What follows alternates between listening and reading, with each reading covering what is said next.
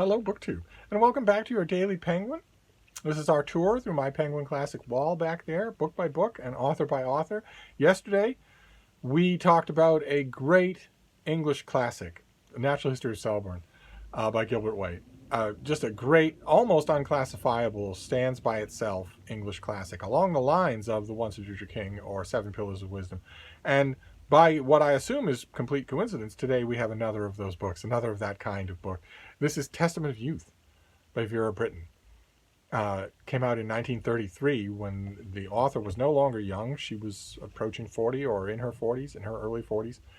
And this book is an autobiographical treatment of her years in the Voluntary Aid Detachment, VAD, in World War I, where she served in big and busy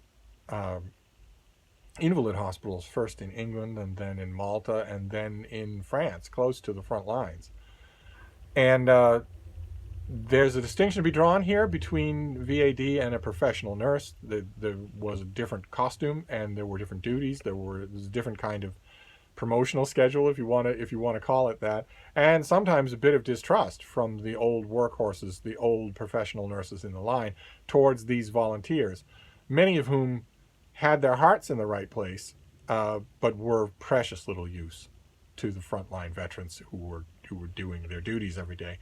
And Vera Brittain was told this a number of times, even before she left England. She volunteered for this kind of service to be of use to these shattered men, and was told even before she left England by her superiors that, we ordinarily look on new members, new VADs, with a little bit of disdain, because they often have romantic ideas about nursing handsome soldiers, and they get in the way because of that. They make our job a little harder, but you don't. You don't. And that job was nothing easy at all. The recruitment posters at the time make it seem fairly simple. Like you're basically signing up for it to be a maid in a weird kind of uniform with a red cross on it, where you dust and you arrange flowers and maybe you read poetry to convalescing men. But what Vera Brittain had to do in her job was significantly more grimy and grotesque than that.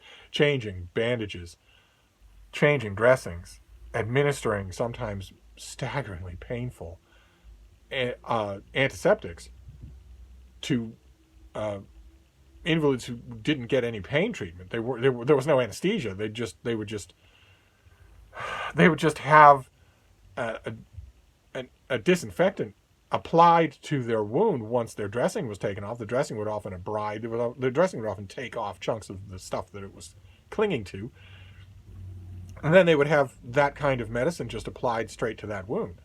And although the British Expeditionary Force went to great lengths to sanitize the public perception of nurses in general and VADs in particular, they went to great lengths to sanitize what that was like. These young girls were told in official photographs never to smile. They were hardly ever photographed at all. It's only in their memoirs that we see what the full extent of what they had to do, and there's no memoir that comes close to this when it comes to that kind of subject. We know the holding patients down as they flailed. We know the runaway infections and the smell and the grime and the dirt and the lice and the maggots. We know the nonstop wariness, slightest sign, watching always round the clock for the slightest sign that something has gone septic or that there's an internal hemorrhage of some kind that could kill someone in minutes if you're not being careful. And the professional nurses couldn't be everywhere. And that's why the women like Vera Brittain who did this sort of work were invaluable if they had their wits about them, if they had a head on their shoulders. And she did. She also had tremendous literary ability. If she got back from this life later on in her own life, she felt this book inside her and thought, I will go crazy if I don't write this. It has a chance of being great. Like so many people in England and America who have a great book percolating inside them. Like in so many of those cases, the writer knows that it's great and just hopes they're going to get the raw mechanical opportunities that they need in terms of time to write it or in terms of getting it past the slush pile and out to the reading public. When that finally happened, the public went nuts for this book.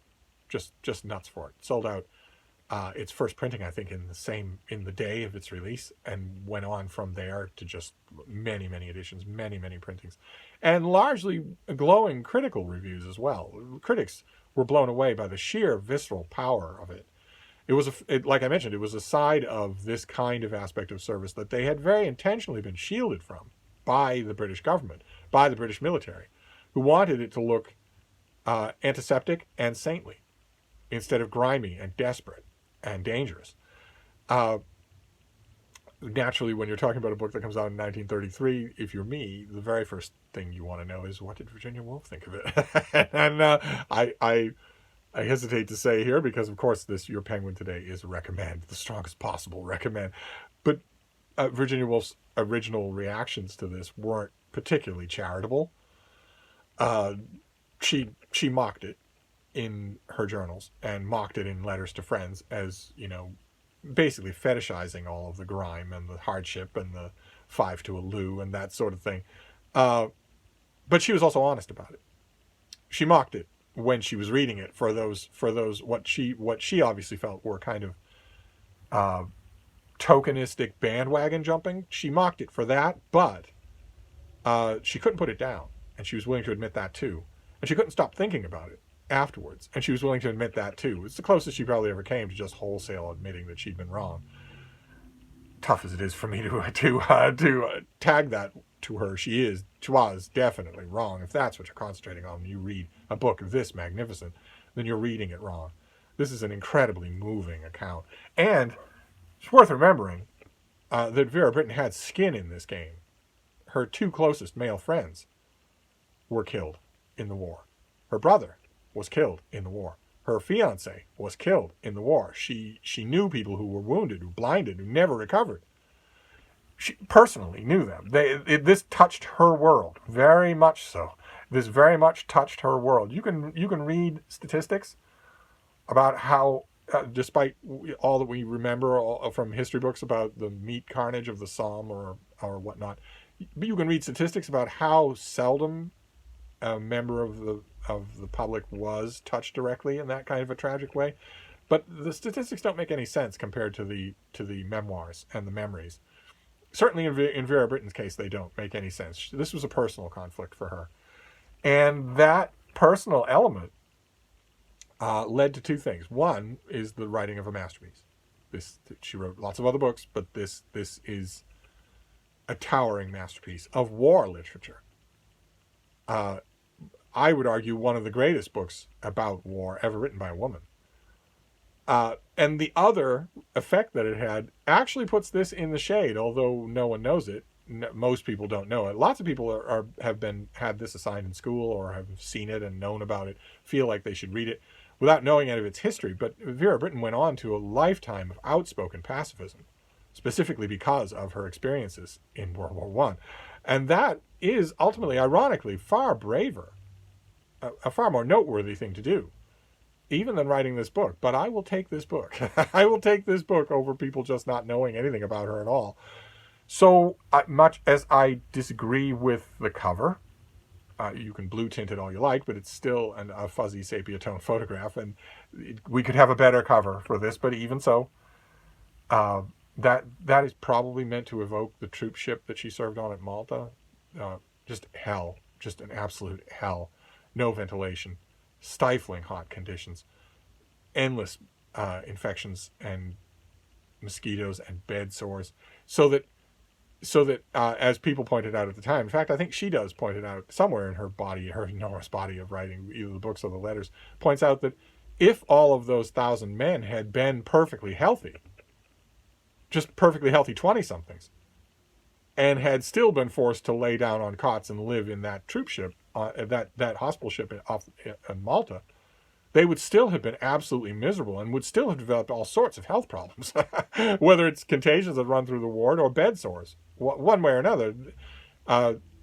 You take that and compound it with the fact that a lot of these people were seriously wounded, and that the nurses had to be sterile at all times. They had to be, safe to touch open wounds at all times. Otherwise, you run the risk of an infection running rampant throughout the whole of the ship. These are amazing experiences. There were frontline nurses in Vera Britton's day and shortly afterwards, especially once this book became a runaway bestseller, who made occasional adverse comments about how, well, if you want to see how bad it was, maybe you should read the memoir of a nurse, a professional nurse, not a VAD. That had to be sour grapes, because Vera Britton saw a lot of horrible stuff, a lot of stuff that no young person with their whole future in front of them should ever have to see. The ugliest side of war, and also personal losses. So, and they would make this book noteworthy anyway. All of those things would make this book noteworthy anyway, even if it were the most leaden thing in the world. The fact that its author went on to a lifetime of ardent pacifism, outspoken public pacifism, would still make this interesting, but there's so much more to this. It is alive. She was absolutely right. Her instincts thinking this was a great book that was in the morning are absolutely right. It's an incredible reading experience. So your Penguin today, once again, is an English classic that is an overwhelming recommend. This is an overwhelming recommend. It is an incredible, mood-changing book. So I strongly recommend it. So there you go. That's your Penguin for today. Who knows what we'll encounter tomorrow? Another English classic? We shall see. Testament of Youth and A Natural History of Selborne are right up there. So we'll see. Maybe we'll continue that tomorrow. Maybe I group these together at some point or other. I know I won't find Seven Pillars of Wisdom, not as a Black Spine Penguin classic. I've never seen that. But who knows? I will wrap this up for now, and we will find out together tomorrow. Thank you, BookTube.